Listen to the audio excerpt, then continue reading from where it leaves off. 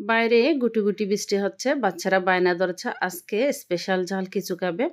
তো যেই কথা সেই কাজ, আমিও নেমে পড়লাম স্পেশাল কিছু তৈরি করার জন্য। হ্যালো এভরিওয়ান, আসসালামু আলাইকুম। আজ আমি আপনাদের সাথে শেয়ার করব ডাল পুরির সাথে আলুর টক। নামটা শুনে যেন কেমন জানি লাগে, তাই না? আসলে এটা খেতে কিন্তু অসাধারণ ছিল। এই ডালপুরি তৈরি করার জন্য আমি এখানে 1 কাপ পরিমাণ ডাল নিয়েছি। ডালগুলো ভালো করে ধুয়ে পরিষ্কার করে নিয়েছি। একটা প্যানের মধ্যে ডালগুলো নিয়ে নিলাম। আরও দিয়ে দিব রসুন কুচি, কাঁচামরিচ কুচি, আর দিয়ে দিব হলুদের গুঁড়া আর লাল মরিচের গুঁড়া দিয়ে যতটুকু ডাল দিয়েছি আমি ডালের ডাবল পানি দিয়ে দিব।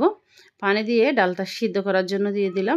ডালটা প্রায় 5-6 মিনিটের মতো সিদ্ধ করে নিয়েছি। সিদ্ধ করার পর মোটামুটি এরকম অবস্থা। মিডিয়াম আছে আরও 4-5 মিনিটের জন্য এই ডালটা আমি চুলায় রেখে দিব।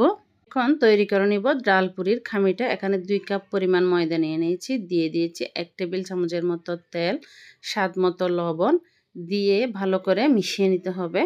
এখন অল্প অল্প পানি দিয়ে একটি ডো তৈরি করে নিতে হবে। পানিটা অল্প অল্পই দিবেন, একসাথে দিলে হয়তো ডোটা নরম হয়ে যেতে পারে। তাই অল্প অল্প পানি দিয়ে ডোটা তৈরি করলে কিন্তু খুব সুন্দর একটি ডো তৈরি হয়।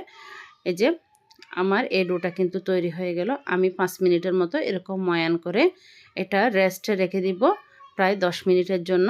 এই যে আমি ফিরে আসলাম আরও 5-6 মিনিট পর। এটা মোটামুটি কিন্তু হয়ে গেছে, একদম সিদ্ধ হয়ে গেছে। এখন চুলার আঁচটা আরেকটু বাড়িয়ে দিয়ে এভাবে নেড়ে চেড়ে যতটুকু পানি আছে এই পানিগুলো যতক্ষণ শুকিয়ে না যাবে ততক্ষণ কিন্তু এই ডাল চুলায় রেখে একদম শুকিয়ে নিতে হবে। এখানে আমি দিয়ে দিচ্ছি ভাজা জিরার গুঁড়া। ভাজা জিরার গুঁড়াটা অবশ্যই দিবেন। আর স্বাদ মতো লবণ দিয়ে দিয়েছি। এখন আমি শুকিয়ে গেলে এই ডালগুলো নামিয়ে এক পাশে রেখে দিব। এখন আমি নিয়ে নিয়েছি সে আলুর টক তৈরি করার জন্য 2টো সিদ্ধ আলু। এখানে যে মশলাটা অ্যাড করেছি আমার কোনো একটি ভুলের কারণে হয়তো আমার ভিডিওটি স্কিপ হয়ে গেছে। এখানে আমি দিয়ে দিয়েছিলাম হচ্ছে চিলি ফ্লেক্স আর ভাজা জিরার গুঁড়া, স্বাদ মতো লবণ, চিনি দিয়ে ভালো করে মাখিয়ে নিয়েছি। টক দেওয়ার জন্য কিছুটা তেঁতুল এভাবে করে হালকা গরম পানির মধ্যে দিয়ে রেখেছিলাম। ওটা আমি বিচিগুলো ছাড়িয়ে নিয়ে যে পিউরিটা পেয়েছি ওটাই দিয়ে দিলাম। দিয়ে আলুর সাথে ভালো করে মিশিয়ে নেব। জালটা আপনারা যে যেরকম খেতে পছন্দ করেন ওভাবেই দিবেন। এই যে আমার আলুর টক তৈরি হয়ে গেছে। এখন আমি যে ডোটা রেস্টে রেখেছিলাম 10 মিনিটের জন্য একদম সফট হয়ে গেছে। আমি ছোট ছোট বল আকারে গুটি করে নিব। এই যে আমি সবগুলা বল এভাবে কিন্তু নিয়মে তৈরি করে নিয়েছি। আমার অনেকগুলা 2 কাপ ময়দার মধ্যে অনেকগুলো বল হয়েছে। এখানে কিন্তু ময়দা লাগানো যাবে না। হাতে হালকা তেল দিয়ে আঙ্গুলের সাহায্যে চারপাশে একটু বড় করে মাঝখানে ডালের পুরটা দিয়ে দিলেই কিন্তু তৈরি হয়ে যাবে। লেচি একদম তৈরি হয়ে যাবে। আমি এভাবে করে মুখটা ভালো করে আটকে দিবেন। এটা আসলে বলে বোঝানো সম্ভব না, আপনাদেরকে দেখে বুঝে নিতে হবে। আপনাদের সুবিধার্থে আমি আরও একটি দেখিয়ে দিলাম। আমি এভাবে করে সবগুলা আলু লেচিগুলো তৈরি করে নিলাম।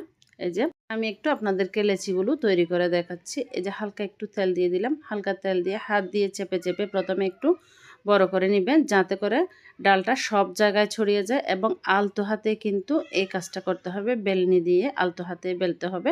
অবশ্যই চাপ দেওয়া যাবে না, চাপ দিলে ডালগুলা কিন্তু বের হয়ে যাবে। আমি এভাবে করে কিন্তু সবগুলা লেচি তৈরি করে নিয়েছি। আপনারা চাইলে এই অবস্থায় কিন্তু ফ্রোজেন করে রাখতে পারেন ফ্রিজে। এই যে তেলটা যখন ভালো করে গরম হয়ে আসলো এভাবে করে যখন তৈরি করবেন দেখবেন এক একটা ফুলে ডাবল হয়ে যাবে, বলের মতো হয়ে যাবে। এই ডাল পুরিটা খেতে কিন্তু আসলে অসম্ভব মজার হয়। তো আপনারাও বাসায় একবার ট্রাই করে দেখবেন। যদি আপনাদের রেসিপিটি ভালো লেগে থাকে তাহলে পেজটা ফলো দিয়ে সাথে থাকবেন আর ভিডিওতে একটা লাইক আর একটা কমেন্ট করে যাবেন আর অন্যদের দেখার সুযোগ করে দেবেন। যদি আমার ইউটিউব চ্যানেল থেকে ভিডিওটি দেখে থাকেন তাহলে চ্যানেলটি সাবস্ক্রাইব করে পাশে থাকবেন। তো আপনারা সবাই বাসায় একবার হলো এই ডালপুরিটা আর আলুর টকটা একবার ট্রাই করে দেখবেন। আজকে এই পর্যন্ত। আল্লাহ হাফেজ।